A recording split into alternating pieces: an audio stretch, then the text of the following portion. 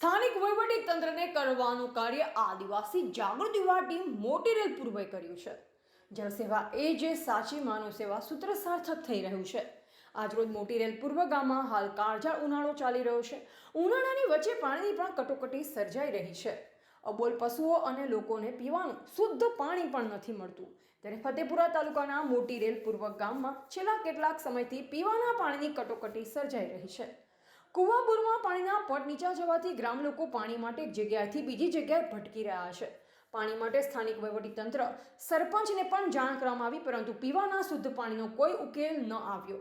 તો ગામના સ્થાનિક જાગૃત યુવા ટીમે નક્કી કર્યું કે હવે આપણે કોઈને પણ જાણ નથી કરવી અને આપણે લોકો ફાળો ઉઘરાવી ટેન્કરથી પાણી પહોંચાડવાનું નક્કી કર્યું. અને લોકો સોશિયલ મીડિયાના માધ્યમથી ગ્રામના લોકોને જાણ કરી ત્યારે અનેક યુવાનોને વડીલો આગળ આવ્યા અને ઈચ્છા મુજબ 1 ટેન્કર 2 ટેન્કર એમ ફાળા સ્વરૂપે આપવાનું નક્કી કર્યું અને જેનો પ્રારંભ પણ આજથી કરવામાં આવ્યો.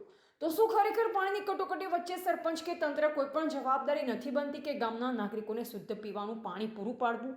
તેવા અનેકો સવાલ હાલ ગ્રામ લોકોના મુખે ઉઠી રહ્યા છે. રિપોર્ટર કિરણ ડામોર, બોધિક ભારત, ફતેપુરા.